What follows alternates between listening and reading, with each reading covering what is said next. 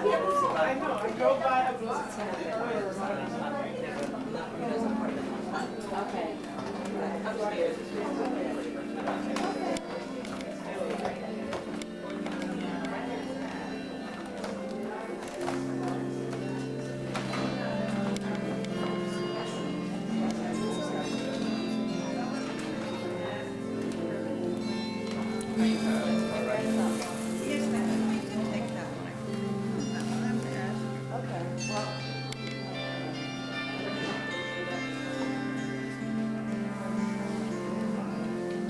Hello, everybody. How y'all doing? You feeling, everybody feeling all right? Anybody feeling anything else? Poet? Oh, all right now. You're in the right place. Anybody feeling anything else? Peaceful. Thank you. Anybody feeling anything else? We got space for whatever it is you feeling in here. My voice sounds so funny on this. Anybody feeling anything else? Nervous. Mhm. Anything else? Blessed. Thank you. Anybody feeling anything else? Thank you. Anything else? Good. Thank you. Expected. Thank you.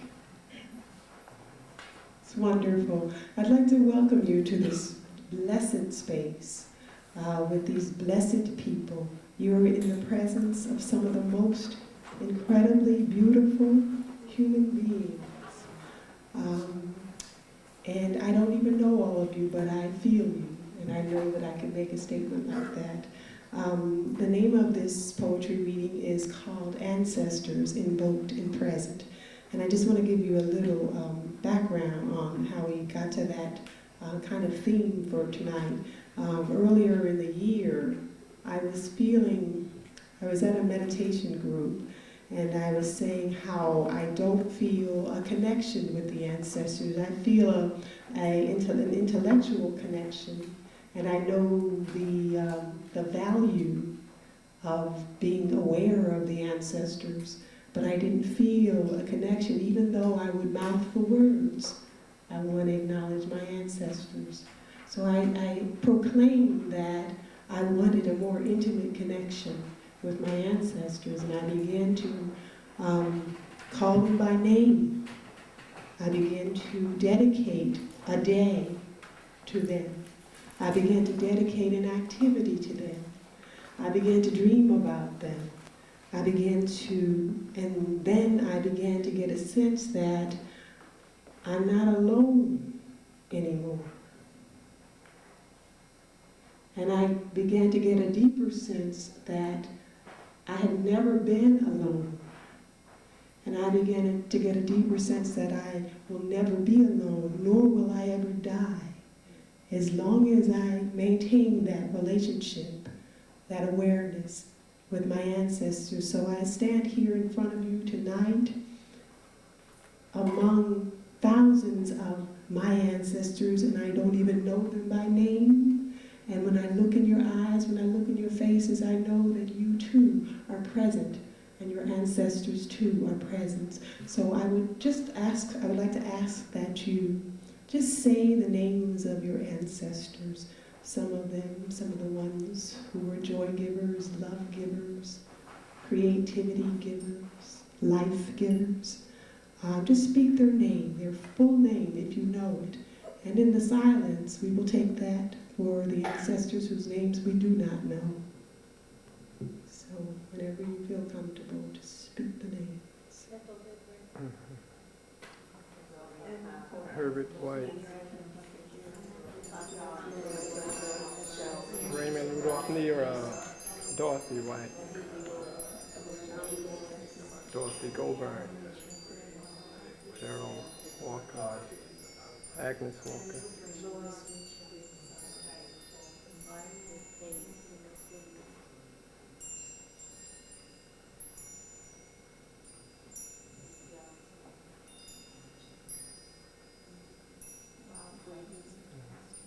Jessie Salters,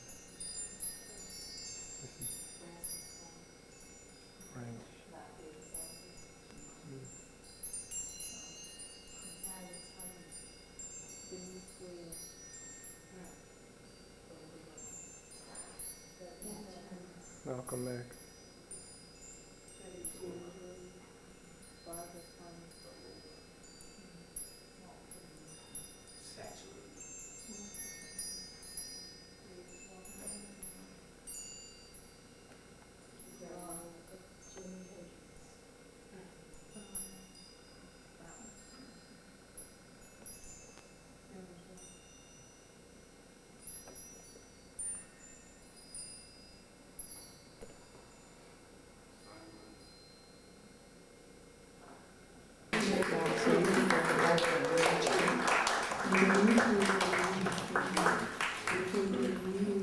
Remember another one? You can just speak the name. Okay, we're going to get started. Thank you for your patience. The first poet tonight will be Erica DeRuth.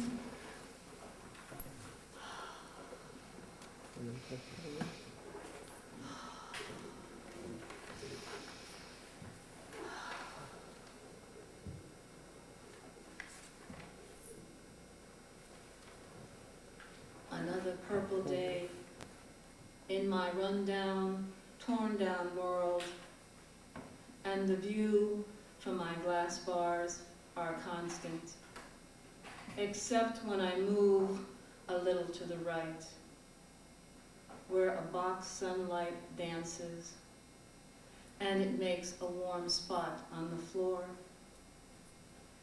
I take my socks off, feel the heat greet my toes, and I think back to San Diego, the pastel houses facing the marina, pink flowers, and the warm sunlight.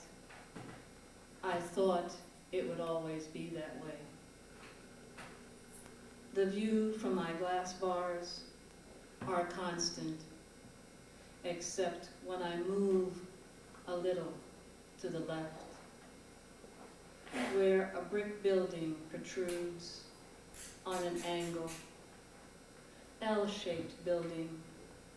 I can't see anyone move, leave, change shifts, park cars, load trucks, stand, talk, just the mute brown building.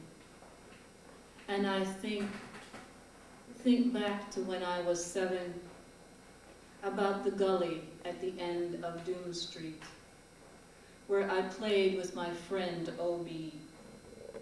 That gully must have been 20 feet deep. We would race full speed to the bottom, laughing and yelling all the way down. Then without rest, we would dig our toes into the dirt, grab sticks, broken branches, bicycle spokes, anything we could to help us hold the hill, climb back. The dirt would break. We would slide down the few feet on our bellies, more dirt in our shirts and underwear. And I thought it would always be that way. Rocks sandpapered our elbows, glass minced our palms, tires tore our knees. Each time one of us slipped, we laughed till our sides ached. We climbed and laughed all the way to the top of Doom Street Gully. Hands over our heads like exhausted prize fighters. And I thought it would always be that way. Now the sun has set. The box sunlight disappeared. My feet are cold, and the view from my glass bars are constant, except when I think, except when I move.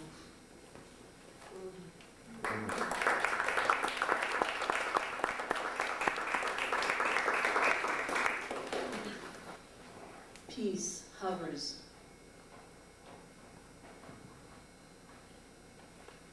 Peace hovers temporarily. Stillness awaits explosion.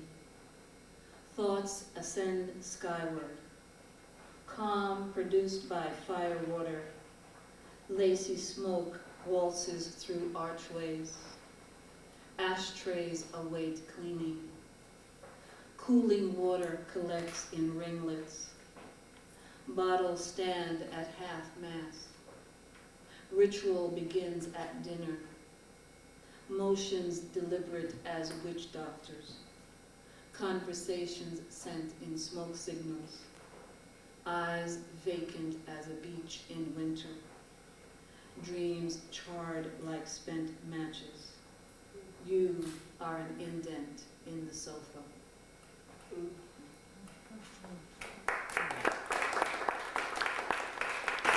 The words are sparse with a lot of heart. I love every word. It's beautiful.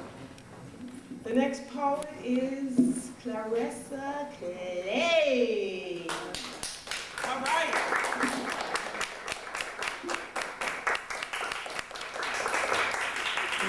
Good evening, everyone.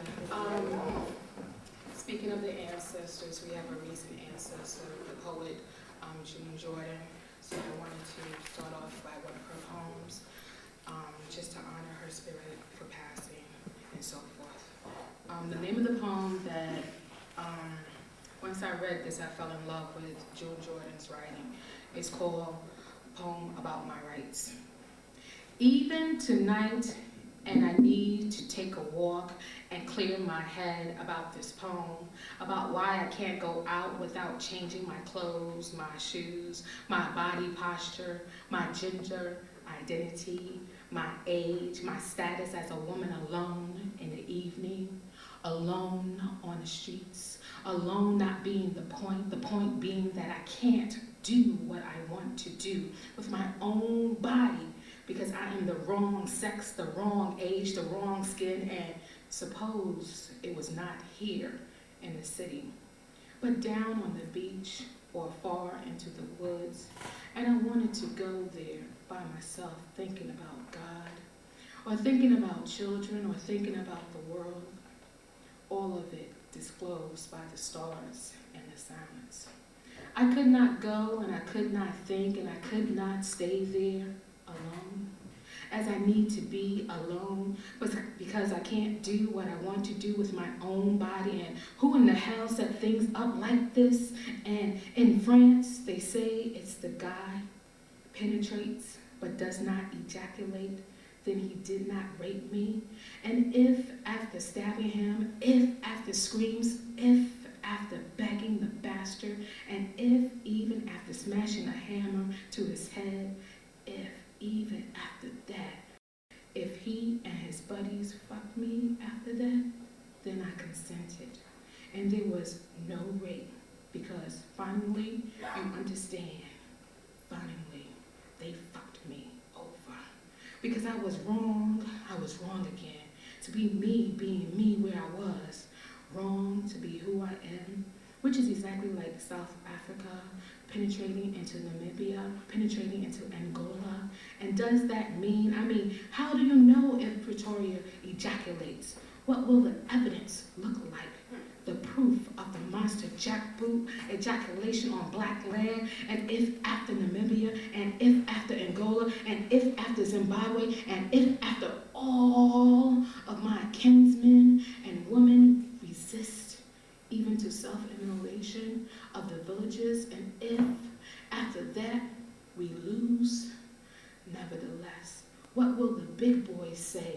Will they claim my consent? Do you follow me? We are the wrong people of the wrong skin on the wrong continent, and what in the hell is everybody being reasonable about? And according to the Times this week, back in 1966, the CIA decided that they had this problem.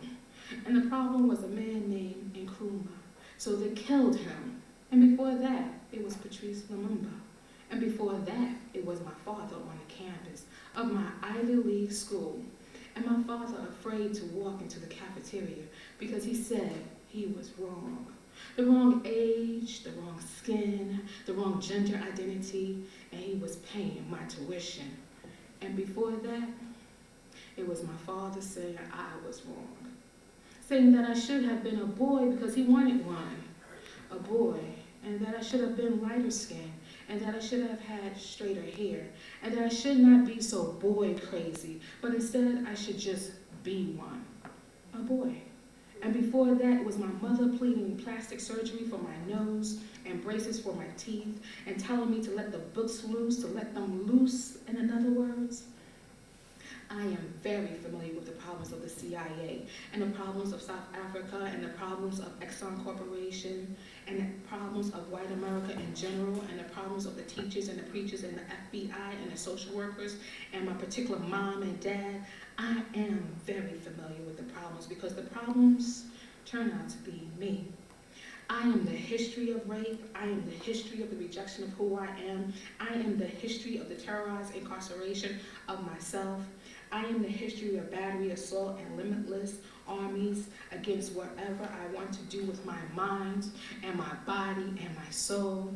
And whether it's about walking out at night, or whether it's about the love that I feel, or whether it's about the sanctity of my vagina, or the sanctity of my national boundaries, or the sanctity of my leaders, or the sanctity of each and every desire that I know from my personal and idiosyncratic and indisputably single and singular heart, I have been raped because I have been wronged, the wrong sex, the wrong age, the wrong skin, the wrong nose, the wrong hair, the wrong need, the wrong dream, the wrong geographic, the wrong sartorial. I have been the meaning of rape.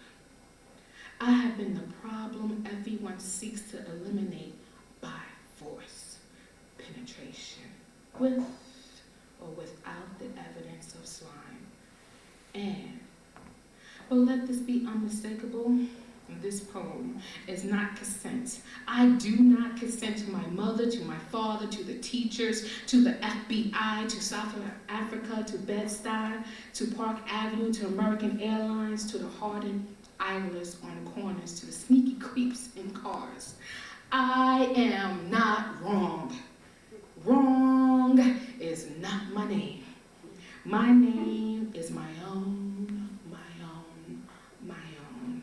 And I can't tell you who the hell set things up like this, but I can tell you that from now on, my resistance, my simple and daily and nightly self-determination may very well cost you your life.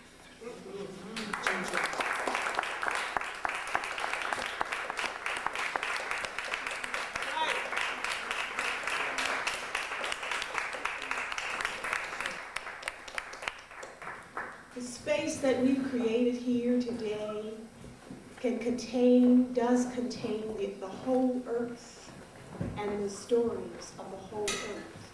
So now that we have the waking ear of our ancestors, we would like to tell our stories. We are telling our stories through poetry.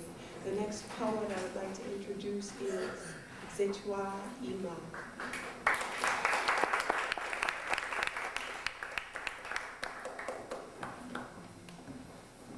Peace, everyone. Greetings. I know I have some good friends and some old friends here, and I just wanted to let folks know, if they don't know, that I'm going by Zetwal Ima, which is Haitian Creole for star, which I've been going to, my name has been Star for the last 10 years. I've just recently decided, and I think I'm pretty sure, that I'm going to go by Zetwal, and Ima is my mother's name, so just so you know. I know some folks know me as Star, and I'm like, what's going on? Like my good friend Clarissa Clay, I want to pay my respects this evening to activist, revolutionary poet June Jordan. I had the opportunity to meet June Jordan about 10 years ago when I was living in San Francisco. She, among a lot of things that she did, which was really positive for poets and for people of color, for women, she started a Poetry for the People workshop for poets. And I went to the workshop. Unfortunately, I dropped out because I felt that, I felt a lot of things. And one of the things that I was really disappointed about was that June Jordan wasn't really present in the workshop like she had been in a lot of workshops that she had done in the past. And one of the reasons why she wasn't there was because she had breast cancer and she was sick. And I was a young woman at the time, and I don't think I really understood. I was so desperate and so hungry for guidance, for a Black woman to be strong and to hold me as a Black woman poet coming into myself. I was really desperate and hungry for her presence, and she wasn't there. And I feel like for the last 10 years, I've kind of held this weird vibration towards her that every time someone brings up her name, I always kind of shrug it off. And I kind of have rejected her in my spirit as a mother poet that she has been. But just recently learning that of her passing has really made me kind of wake up and start reading her poetry again and understanding that all that she gave was in her work and everything else was extra. And I was blessed to have a chance to have just met her that 1 or 2 times where she was physically able to come to the workshop. And I just want to say that publicly because I feel like I've carried something and I want to let it go, and I want to let it go with you tonight and give thanks for everything that she gave us as a writer, as a mother, as a sister, as an elder, as a poet, as a revolutionary. She was a very, very strong woman, very, very strong Black woman, and I just want to say those words and give thanks for her spirit.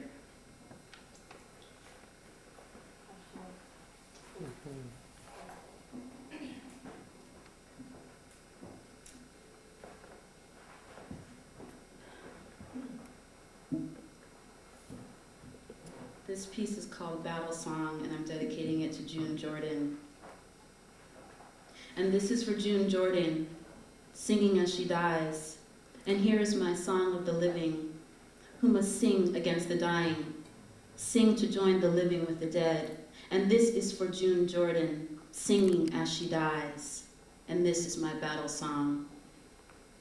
War pinched my blood like a malaria mosquito, yet I stand tiger-eyed against the smashing drone. These liars are clenched between my teeth. These children of killer and killed pull my words into shadow. They reject my mourning with curses. They defile my river with their waste. But the water will watch itself even as it poisons.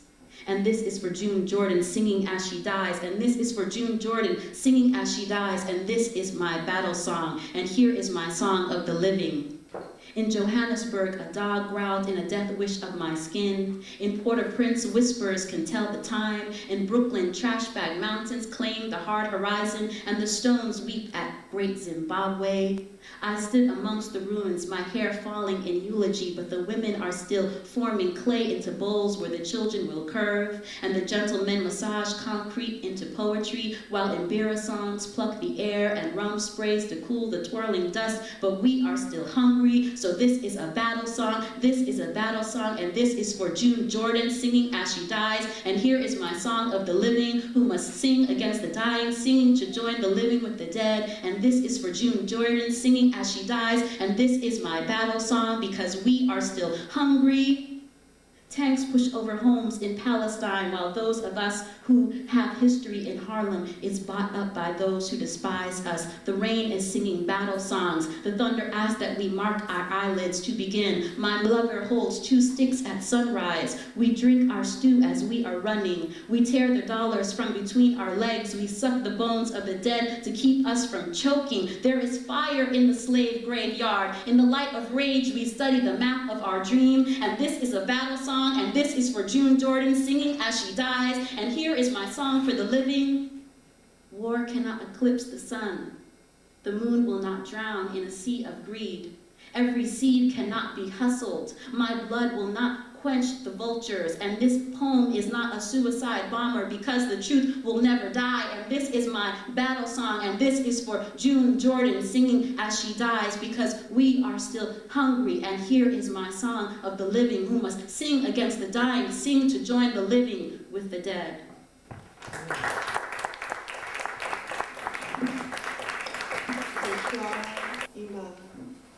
Star Ashe. Thank you. We're going to have some music from a celestial musician whose name is Nadir. Nadir.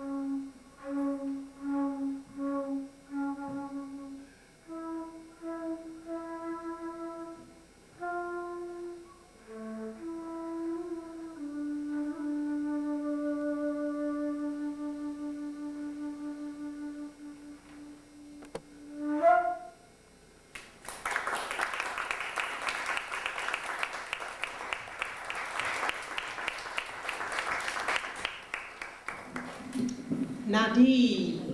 Wonderful.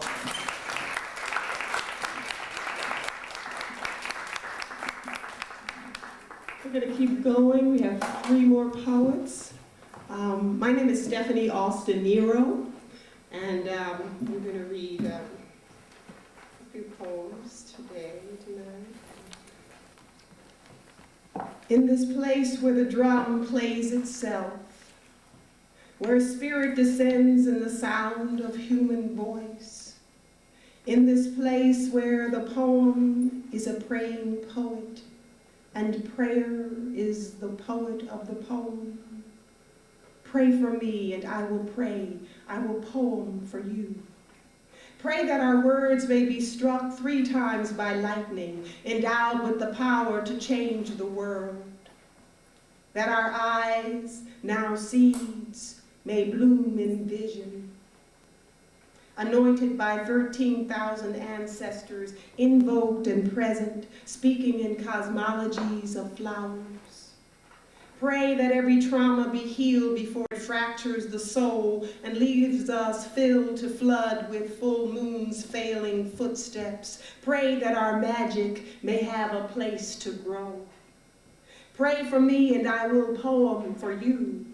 That we collect thresholds and enter them unafraid, gather power from jade and amber rooms where saffron scented bliss revives us to our value. Pray that we find the favor of the cosmic mother who is black and ballooned with scars and lightning.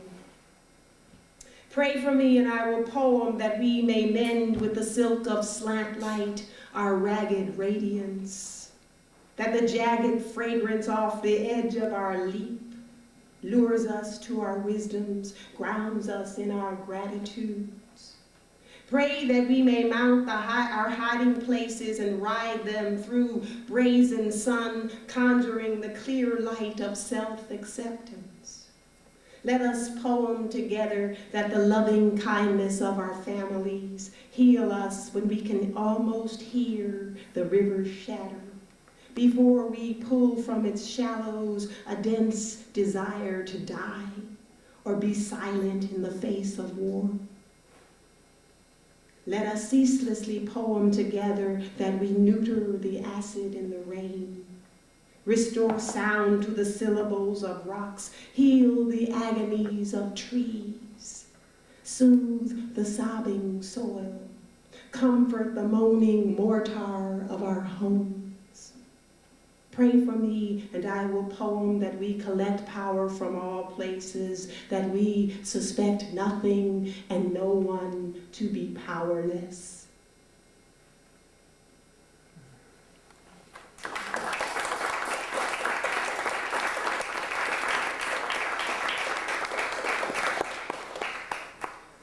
The next poem I'm going to read, I wrote just for the sake of sound, just for the sake of sound.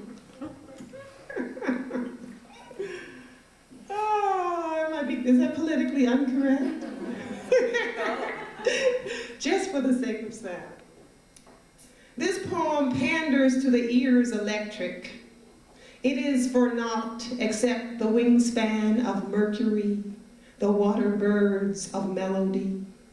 It is both bubble and eye bright and ear bright lotion. Thirdly, it is the glee of spring rain, the evolved aesthetic of a silkworm. A red lantern lit only when spoken, scarlet, sweet as hybrid berries. And at its core is drum, drum medicine, my hearing heart so swift to greet the gree of the day. Oh, here I am in my ear again, like a bridge to another earth. Believe all that is unguent to the ears, any fruit whose seeds are lutes, whose sweetness is kalimba. If not for earshine, then for what? Catatonia? Dialectical materialism? A pittance of barefoot protocol? Ransacked reasons to be good or obsessively unbound? For what? Jug wine? Addictive gumbo behavior? What I need now, even more than a stanza of string quartet, is a cocktail potent with linguistic privileges, a flock of speech brocade, a verse of green Bucharest, slippery elm and silk stockings all dressed up for Sunday school asylum. Sometimes I am so origami to my own ears, topaz and Xanadu. I moan for abstract reasons like Picasso's weeping women, but my moan, my wail is unredeemed in art or opera or the orangery of blue-collar repartee. If not for earshine, then for what? Fermented mare's milk? Death's sweet tooth? Dust storms dwindling on the steps of Eurasia?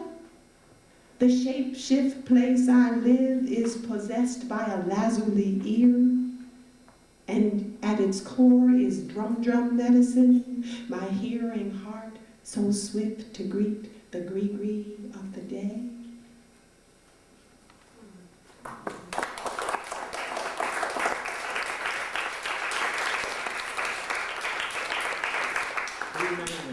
One.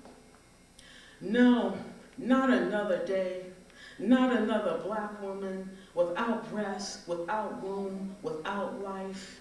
Not another day, not another sister woman spirit leave. Let this rage without bottom, invisible, attached, generations deep, find another vehicle, body for feeding. Two. It started on a slave ship, the disremembering, divided more dead than alive. So many wounds, sister woman boxed in, spoon fashion, bound by everything, calling for death. How to circle it, pulling light through a pus-filled abyss of uncontrollable cells, replicating lives that self-destruct. 3. No, it started before the slave ships, back home amongst ourselves, a hunter's greed, a wife's revenge. We were war bounty, already outside a clan fighting itself.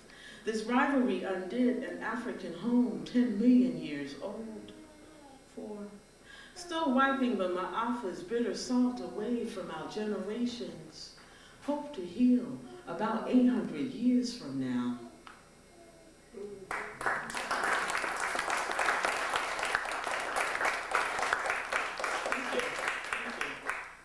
Quick poem. It's called Search. Poor Isis, true entress, going from post to pillar, looking at every woman's doorway to find glad glimmer of heart and soul, small ebon pieces of a god, a man, blue lotus, Osiris, who once was your husband. Just a different take.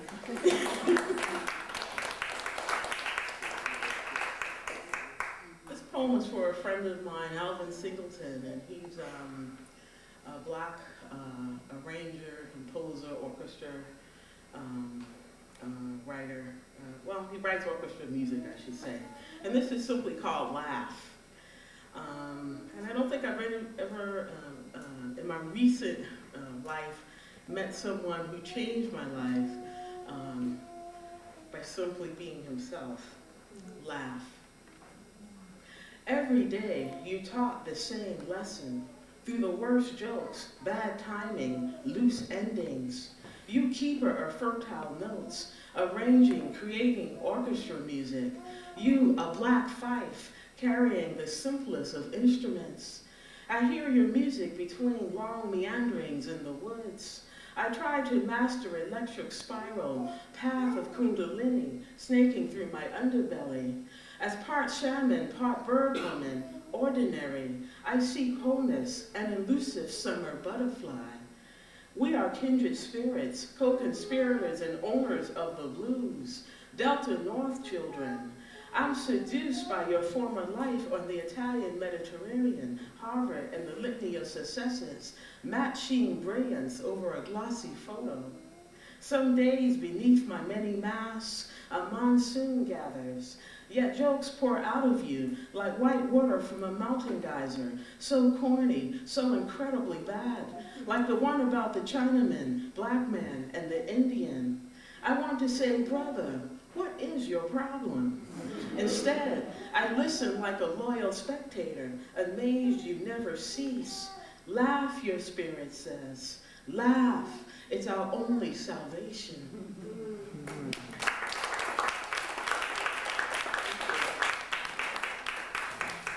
The creativeness runs through me. It is what makes me beautiful. It is what makes you wonder about me, the creative beauty. It runs through my fingers onto the paper. It screams and yells to be released, and once it is understood, the incarnation is complete. Beauty in myself, and what I can do and say. No, you cannot read me like a book, because you can't even read a book and understand it in its entirety. But that's what makes it so wonderful, the element of surprise. Don't try to limit me. Actually, you can limit me all you want, because it is just going to make me want to prove you wrong. Please feel me, please, so you can see that I am more than a boy. I am more than what I appear or who I seem to be. I am K, the kind person who tries to comfort. I am O, who I am is not so obvious. I am P, positive and peculiar. I am A, the answer to your question. I am V, vice president to your forgotten world. I am I, impossible, interesting. I am me, and you will sadly never know who that is as much as I do.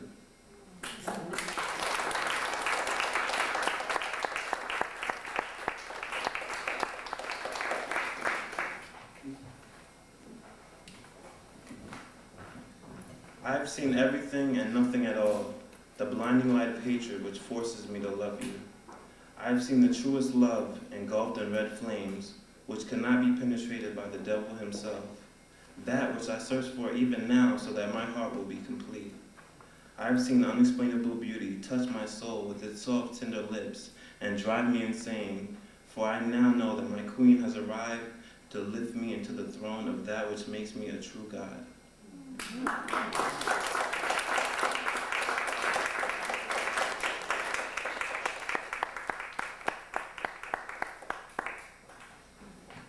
I have seen the most beautiful eyes, dark brown or black, I know not.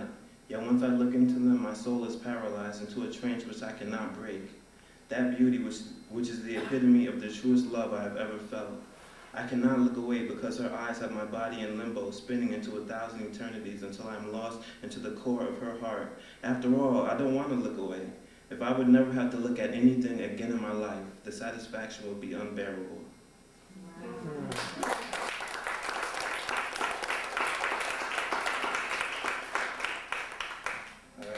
This poem is called My Purpose.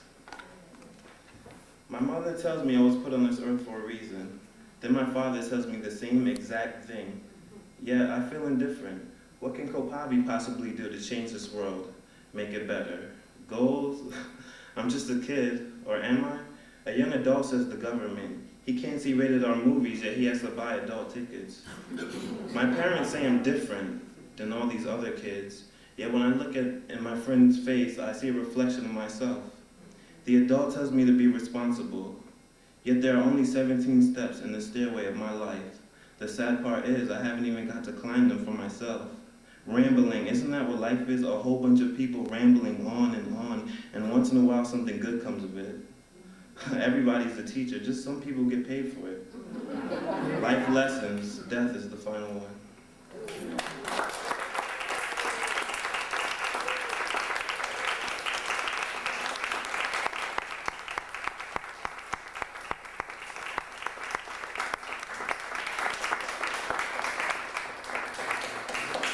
Thank you very much for coming out tonight, taking time out of your lives, out of your busy schedules. Thank you. God bless you. God bless you.